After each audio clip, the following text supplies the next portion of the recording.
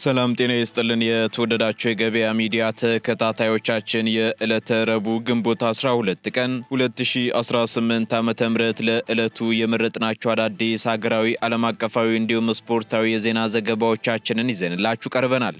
የዜና ዘገባዎቻችንን ስፖንሰር ያደረገልን አጋራችን ደግሞ የሮሃ ፎሬክስ ቢሮ ነው። በዜና ዘገባዎቻችን ላይ የሮሃ ፎሬክስ ቢሮን የዕለቱን የውጭ ምንዛሬ ተመን መረጃ እናጋራችኋለን። በቅድሚያም አርዕስቶችን እስራኤልና አሜሪካ የቀድሞውን የኢራን ፕሬዝዳንት በቴህራን አዲስ መሪ አድርጎ ለመሾም ያለመ ሚስጥራዊ እቅድ እንደነበራቸው ተነገረ። ፕሬዝዳንቱም ከ2005 እስከ 2013 ድረስ ኢራንን በፕሬዝዳንትነት በገዙበት ወቅት እስራኤል ከዓለም ካርታ መጥፋት አለባት በማለት የሚታወቁና ከፍተኛ የጸረ ምዕራባውያን አቋም የነበራቸው መሪ በመሆናቸው ይህ የእስራኤልና የአሜሪካ እቅድ በብዙ የፖለቲካ ተንታኞች ዘንድ በእጅጉ ውዝግብን መፍጠሩ ተሰምቷል። በዝርዝር እናጋራችኋለን። በቻይና የጦር ተቋማት ውስጥ በሚስጥር ወታደራዊ ስልጠና የወሰዱ የሩሲያ ወታደሮች ስልጠናቸውን አጠናቀው በዩክሬን የጦር ግንባር ላይ በቀጥታ ውጊያ መጀመራቸውን ሾልከው የወጡ ሚስጥራዊ ሰነዶች አጋለጡ። ቻይና በዩክሬን ግጭት ውስጥ ገለልተኛ መሆኗንና የሰላም አስማሚ ለመሆን እንደምትፈልግ በተደጋጋሚ ብትገልጽም ይህ አዲስ ይፋ የሆነ መረጃ ግን ቤጂንግ ከዚህ ቀደም በይፋ ከሚታወቀው በላይ በጦርነት ውስጥ በቀጥታና ስውር ተሳትፎ እያደረገች መሆኑን ያሳያል ተብሏል። በዝርዝር ይዘነዋል። የአሜሪካው ሴኔት ወይንም የሕግ መመዘኛ ምክር ቤት ፕሬዝዳንት ዶናልድ ትራምፕ በኢራን ላይ ያላቸውን የጦርነት ስልጣን ለመገደብ የቀረበውን የውሳኔ ሀሳብ ለመጀመሪያ ጊዜ አጽድቆ ወደ ቀጣይ የክርክር መድረክ ማሳለፉ ተሰምቷል። በሌላ በኩል የአሜሪካው የፍትህ ሚኒስትር የሀገሪቱ የገቢዎች ባለስልጣን ወይንም IRS በፕሬዝዳንት ዶናልድ ትራምፕ በቤተሰቦቻቸውና በድርጅታቸው ላይ እየተደረገ ያለውን ማንኛውንም የግብር ኦዲት ምርመራ ሙሉ በሙሉ እንዲያቆም ትዕዛዝ አስተላልፏል። የምትሰሙት መረጃችን ነው። በኢራን ላይ የሚከፈት ማንኛውም አዲስ ወታደራዊ ጥቃት ወይንም የጦርነት ቅስቀሳ ከዚህ ቀደም ታይቶ የማይታወቅና ተጨማሪ አስገራሚ መዘዞችን ይዞ እንደሚመጣ ሚኒስትሩ አሳሰቡ። ይህ ማሳሰቢያ የመጣው ደግሞ የአሜሪካ ኮንግረስ በጦርነት ወቅት የደረሰበትን የቢሊዮን ዶላሮች አውሮፕላን ኪሳራ ይፋ ማድረጉን ተከትሎ በኢራን ላይ ዳግም ጥቃት ለመክፈት እቅድ በመያዙ ነው ተብሏል። በዝርዝር የምትሰሙት መረጃችን ነው። የተወደዳችሁ የገበያ ሚዲያ ተከታታዮቻችን እነዚህንና ስፖርታዊ መረጃዎችን ጨምሮ ሌሎች ለዕለቱ የመረጥናቸው ዜናዎችን ይዘንላችኋል። አሁን ደግሞ በዝርዝር ወደምንመለከታቸው መረጃዎቻችን እናልፋለን። በአፍሪካ ህብረት መቀመጫ በዲፕሎማቶች ሰፈር ሳር ቤት ባልተጠበቀ ዋጋ የአፓርትመንት ባለቤት ይሁኑ። አዎ ባልተጠበቀ ዋጋ አፓርትማ ለመግዛት 40 እና 50 ሚሊዮን ብር በሚጠየቅበት ሳር ቤት ፍጥነት፣ ጥራትና ታማኝነት መገለጫ የሆነው ቴምር ፕሮፐርቲስ ሳር ቤት አደባባይ ከአዳምስ ፓቪሊዮን ጎን ከ1.8 ሚሊዮን ብር ቅድመ ክፍያ ጀምሮ ወይም ከጠቅላላ ክፍያ 6.3 ሚሊዮን ብር ጀምሮ ከባለ 1 እስከ ባለ 3 መኝታ ይዘንሎት ቀርበናል። በ20 በመቶ ቅድመ ክፍያ ቀሪውን በ14 ዙር ያለምንም የዋጋ ጭማሪ ሳያሳስቦት ከፍለው ይጨርሳሉ።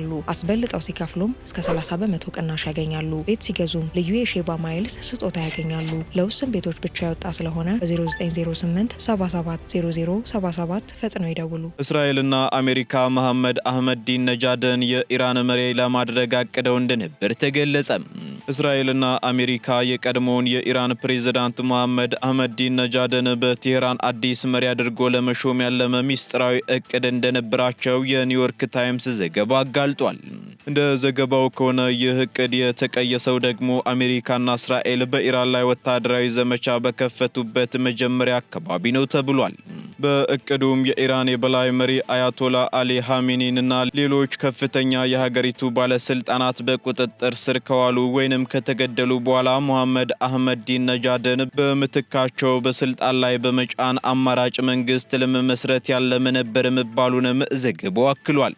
ሁለቱ ሀገራት በጋራ ባደረጓቸው ሮሪንግ ላይንና ኤፒክ ፉሪ በተሰኙ ወታደራዊ ዘመቻዎቻቸው ወቅት አሜሪካውያን አህመዲን ነጃድን የኢራን ፖለቲካዊ፣ ማህበራዊና ወታደራዊ ሁኔታ መምራት የሚችል ብቸኛ ሰው ነው በማለት እምነት ጥለውባቸው እንደነበርም ተጠቁሟል። ይሁን እንጂ ይህ እቅድ ሳይሳካ መቅረቱን የጠቆመው ዘገባው አህመዲን ነጃድን ስለ እቅዱ አስቀድሞ የተሞከረባቸው የነበረ ቢሆንም በቴህራን ከተጣለባቸው የቤት እቅብ ለማስወጣትም በተደረገ የእስራኤል የአየር ድብደባ ወቅት በመቁሰላቸው ምክንያት እቅዱን በመጠራጠር ወደ ኋላ አፈግፍገዋል ተብሏል።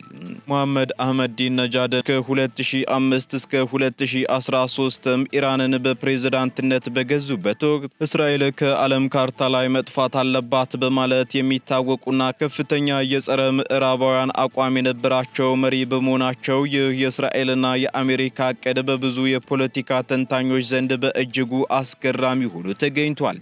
ይሁን እንጂ አህመዲን ነጃድ በቅርብ ዓመታት ውስጥ ከኢራኑ የበላይ መሪ አያቶላህ አሊ ሐሚኒ ጋር በነበራቸው ጠንካራ አለመግባባት ምክንያት ከስልጣን ርቀውና በቁጥጥር ስር ውለው እንደነበር ይታወቃል።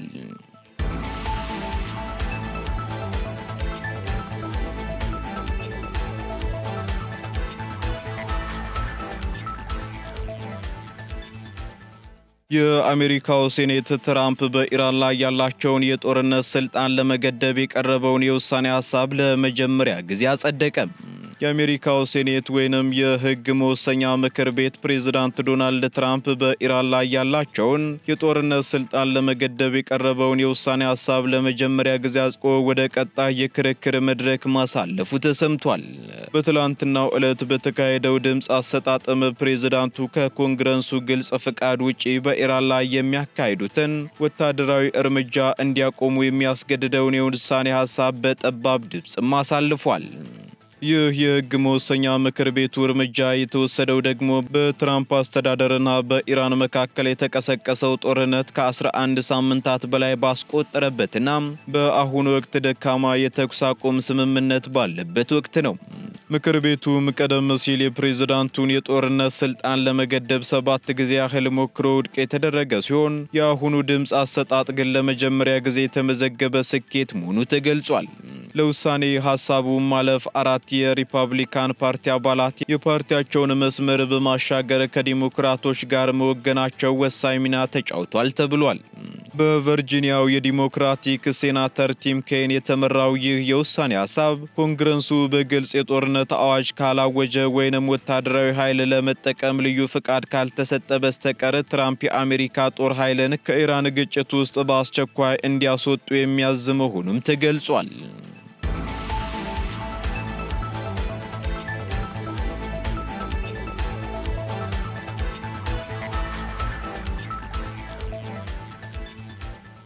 ቻይና በሚስጥር ያሰለጠነቻቸው የሩሲያ ወታደሮች በዩክሬን ግንባር መሰማራታቸው ተነገረ።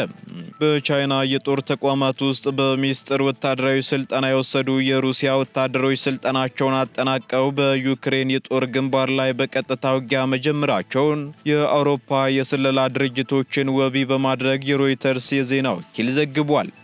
በዚህም ባለፈው ዓመት መገባደጃ ላይ ወደ 200 የሚጠጉ የሩሲያ ወታደራዊ አባላት በቤጂንግ ከተማ በሚስጥር በተፈረመ የሁለትዮሽ ስምምነት መሰረት ቻይና ውስጥ ሰፊ ስልጠና መውሰዳቸውን የወጡት ሚስጥራዊ ሰነዶች አመላክተዋል። ይህ በከፍተኛ ወታደራዊ መኮንኖች መካከል የተደረገው ስምምነት ምንም አይነት የሚዲያ ሽፋን እንዳይሰጠውና ለሶስተኛ ወገን መረጃው እንዳይደርስ የሚከለክል ጥብቅ ደንብ የነበረው ቢሆንም አሁን ላይ ግን ሚስጥሩ ሾልኮ ሊወጣ ችሏል ተብሏል። በዚህም ወደ ቻይና ተልከው የነበሩት እነዚህ ሩሲያውያን ተራ ወታደሮች ሳይሆኑ እውቀቱን ወደ ታችኛው የወታደር ክፍል ማስተላለፍ የሚችሉ ከፍተኛ የወታደራዊ መምህራን እንደሆኑም ተነግሯል። ሰልጣኞቹም በቻይና ቆይታቸው በዋናነት ያተኮሩበት በዘመናዊው የድሮን ውጊያ፣ በኤሌክትሮኒክስ የጦርነት ስልቶች፣ በታጠቁ እግረኛ ጦር እንቅስቃሴዎችና በጦር ሜዳ ምህንድስና ላይ ሲሆን በላቁ የድሮን በረራ አስመሳይ መሳሪያዎችም ጭምር ሰፊ ልምምድ አድርገዋል ተብሏል። እነዚህ ወታደሮችም በአሁኑ ወቅት ሩሲያ በኃይል በተቆጣጠረችባቸው ግዛቶች ውስጥ በቀጥታ በድሮን ጥቃቶችና በስትራቴጂክ አመራር ላይ እየተሳተፉ ይገኛሉ ተብሏል።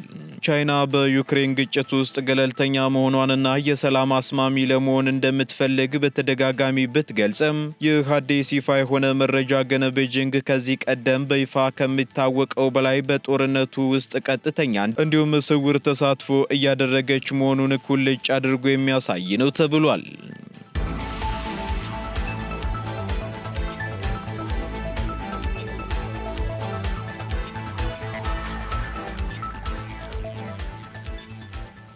በኢራን ላይ የሚከፈት ማንኛውም አዲስ ጦርነት ተጨማሪ መዘዞችን ይዞ ይመጣል ሲሉ ሚኒስትሩ አስጠነቀቁ።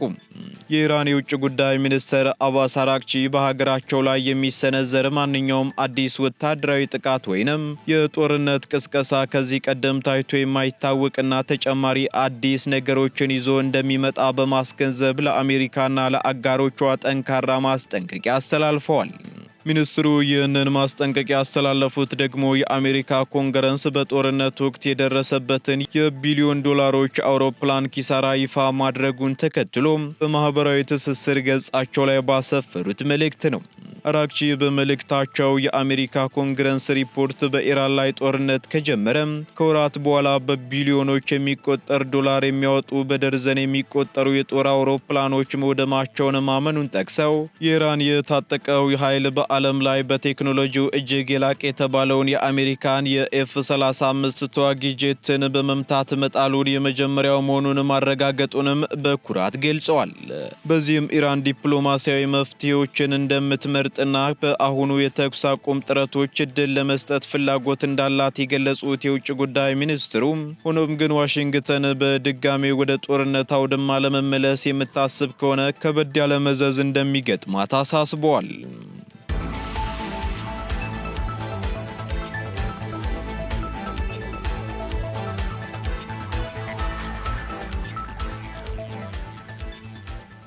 ወደ መጨረሻው ዝርዝር መረጃችን ስንሸጋገር በፕሬዝዳንት ዶናልድ ትራምፕ እና በቤተሰባቸው ላይ እየተደረገ ያለው የግብር ኦዲት ምርመራ እንዲቆም ተወሰነ። የአሜሪካው የፍትህ ሚኒስትር የሀገሪቱ የገቢዎች ባለስልጣን ወይንም አይአርኤስ በፕሬዝዳንት ዶናልድ ትራምፕ በቤተሰባቸውና በድርጅቶቻቸው ላይ እያደረገ ያለውን ማንኛውንም የግብር ኦዲት ምርመራ ሙሉ በሙሉ እንዲያቆም ትዕዛዝ አስተላልፏል። በፍትህ ሚኒስትሩ በኩል በወጣው አዲስ መመሪያ መሰረትም መንግስት ከዚህ ቀደም የቀረቡ የትራምፕን የቤተሰቦቻቸውን እንዲሁም ከነሱ ጋር ተያያዥነት ያላቸውን ኩባንያዎች የግብር ሰነዶች መልሶ የመመርመር መብቱ ለዘለቄታው የተከለከለ ሆኗል መባሉን ዘ ጋርዲያን ዘግቧል። ይህ ውሳኔ የተላለፈው ደግሞ ዶናልድ ትራምፕ የግብር መረጃዎች ለሚዲያ እንዲሾልኩ ተደርገዋል በሚል በራሳቸው መንግስትና በገቢዎች ባለስልጣን ላይ መስርተውት የነበረውን የ10 ቢሊዮን ዶላር ክስ ለማንሳት ከተስማሙ በኋላ ነው ተብሏል። በዚህም በስምምነቱ መሰረት መንግስት 1.77 ቢሊዮን ዶላር የሚገመት የጸረ ፖለቲካ ጥቃት ፍቃድ ማቋቋሙ ይታወሳል። ይህ ፍቃድ ደግሞ በፍትህ ስርዓቱ ለፖለቲካ ጥቃት ተዳርገናል ለሚሉ የትራምፕ የፖለቲካ አጋሮችም ካሳ ለመክፈል የሚውል ይሆናል ነው የተባለው።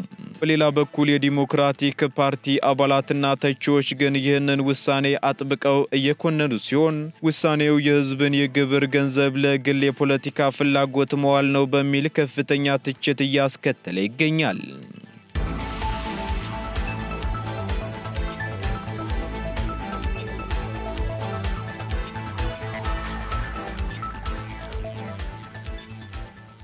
ቀጥለናል። ውድ ተከታታዮቻችን ወደ ስፖርታዊ መረጃዎቻችን ስንሸጋገር የ33ኛ ሳምንት የመጀመሪያ ቀን ውጤቶችና የዛሬ ጨዋታ መርሃ ግብሮች እንዲሁም የቀይ ቀበሮቹ ወሳኝ ድልና የዋሊያዎቹ ቀጣይ ተጋጣሚን ከሀገር ውስጥ የምናጋራችሁ ሲሆን ከውጭ ደግሞ የአርሰናል ሻምፒዮንስነትንና የሳውዝሃምፕተንን አስጨናቂ ቅጣትን ጨምሮ ሌሎች ወቅታዊ ስፖርታዊ መረጃዎችን መኮንን አልሞ አዘጋጅቷቸዋል።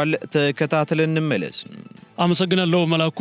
እንደምንውላችኋል ውድ የገበያ ሚዲያ ቤተሰቦቻችን፣ እነሆ የሰዓቱን ስፖርታዊ ዜናዎች ወደ እናንተ አደርሳለሁ። የ33ኛ ሳምንት የመጀመሪያ ቀን ውጤቶችና የዛሬ ጨዋታ መርሃ ግብሮች። ትላንት በ33ኛ ሳምንት መክፈቻ በነበረው ጨዋታ ኢትዮጵያ መድን ከወላይታ ዲቻ እንዲሁም ሀዲያ ሆሳዕና ከኢትዮጵያ ንግድ ባንክ ያደረጉት ጨዋታ ያለ ግብ 0-0 በሆነ ውጤት ተጠናቋል። በሌላ የሲቢ የኢትዮጵያ ፕሪሚየር ሊግ መርሃ ግብርም መቻል ከባህር ዳር ከተማ ያደረጉት ጨዋታ አንድ አቻ በሆነ ውጤት አልቋል። የባህር ዳር ከተማን ግብ አንተነህ ተፈራ ሲያስቆጥር ፈቱዲን ጀማል መቻልን አቻ አድርጓል። የሲቢ የኢትዮጵያ ፕሪሚየር ሊግ የ33ኛ ሳምንት ጨዋታዎች ዛሬም ቀጥለው ሲከናወኑ በአዲስ አበባ ስቴዲየም ቀን 7 ሰዓት ላይ ሸገር ከተማ ከመቀለ ሰባ እንደርታ እንዲሁም 10 ሰዓት ላይ ቅዱስ ጊዮርጊስ ከሐዋሳ ከተማ ይጫወታሉ።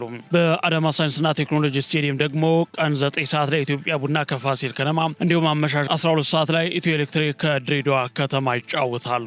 ቀይ ቀበሮቹ ወሳኝ ድል አሳክተዋል። የኢትዮጵያ ከ17 ዓመት በታች ብሔራዊ ብሔራዊ ቡድን ከቱኒዚያ አቻው ጋር ያደረገውን የምድብ 3ኛ ጨዋታ 1-0 በሆነ ውጤት ማሸነፍ ችሏል። የኢትዮጵያን የማሸነፊያ ግብ አሚር ሚስባህ በጭማሪ ደቂቃ ከመረብ ማሳረፍ ችሏል። የቡድኑ አምበል ቢኒያም አብርሃ ደግሞ የጨዋታው ኮከብ በመባል መመረጥ ችሏል። በዚህም ቀይ ቀበሮቹ ከምድብ ጨዋታዎች 4 ነጥቦችን በመሰብሰብ አጠናቀዋል። ቀይ ቀበሮቹ ያሳኩትን ድል ተከትሎ ምድቡን በ3ኛነት በማጠናቀቃቸው በቀጣይ ለኳታሩ የዓለም ዋንጫ ለማለፍ ከሌላ የምድብ 3ኛ ሀገር ጋር ጨዋታቸውን ያደርጋሉ።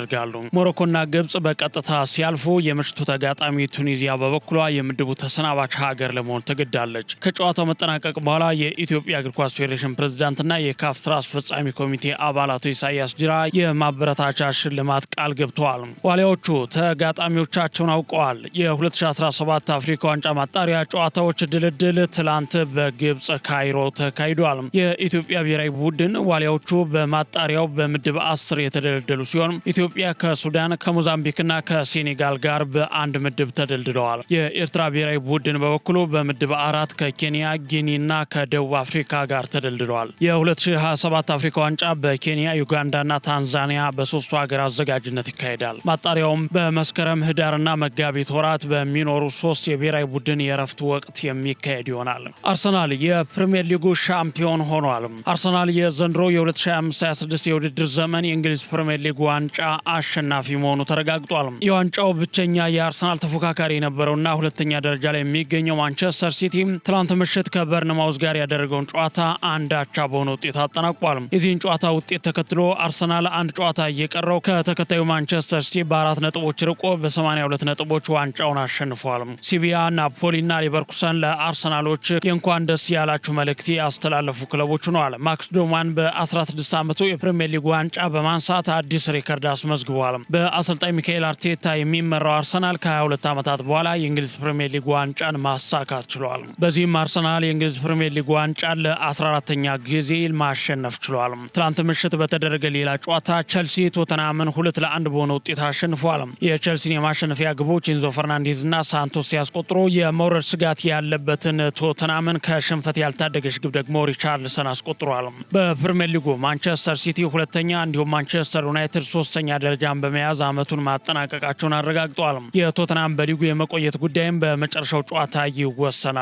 ተወዳጁ የእንግሊዝ ፕሪሚየር ሊግ የዘንድሮ የውድድር ዘመን የፊታችን እሁድ ይጠናቀቃል። ሌላው ሳውዛምፕተን ከፍጻሜው ጨዋታ ውጭ ተደረገ። የሻምፒዮንሺፑ ክለብ ሳውዛምፕተን የሚድልስቦሮውን ልምምድ መሰለሉን ተከትሎ ቅጣት ተጥሎበታል። በዚህም መሰረት ሳውዛምፕተን ወደ ፕሪሚየር ሊጉ ለማደግ ከሚደረገው የጥሎ ማለፍ ፍጻሜ ጨዋታ ውጭ ተደርጓል። በፍጻሜው ጨዋታ በግማሽ ፍጻሜ ተሸንፎ የነበረው ሚድልስቦሮ ከሃል ሲቲ ጋር እንደሚጫወት ተገልጿል። ሳውዛምፕተን በተጨማሪም የሌሎች ክለቦችን ልምምድ እየቀረጸ ሲሰልል እንደነበረ አወዳዳሪው አካል ገልጿል። ክለቡ ለፈጸመው የደንብ ጥሰትም ከሚቀጥለው የውድድር ዓመት 4 ነጥብ ተቀንሶበታል። መላኩ ለሰዓቱ ያስኳቸውን ስፖርታዊ ዜናዎች በዚህ ቋጫለሁ። አመሰግናለሁ።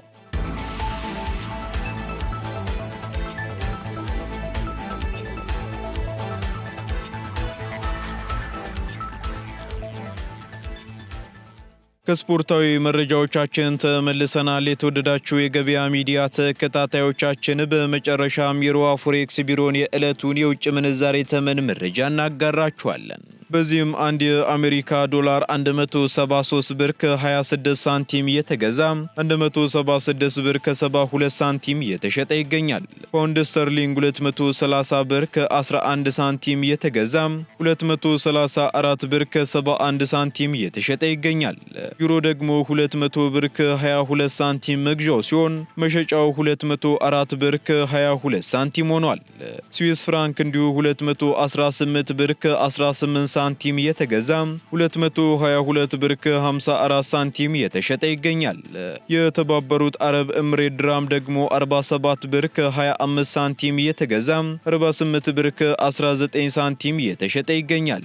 የሳውዲ ሪያል 46 ብር ከ55 ሳንቲም መግዣው ሲሆን መሸጫው ደግሞ 47 ብር ከ48 ሳንቲም ሆኗል። የቻይናው ዩዋን 24 ብር ከ87 ሳንቲም የተገዛ 25 ብር ከ36 ሳንቲም የተሸጠ ይገኛል። የካናዳ ዶላር ደግሞ 122 ብር ከ25 ሳንቲም የተገዛ 124 ብር ከ69 ሳንቲም የተሸጠ መሆኑን የሮሃ ፎሬክስ ቢሮ የዕለቱ የውጭ ምንዛሬ ተመን መረጃ ያመለክታል።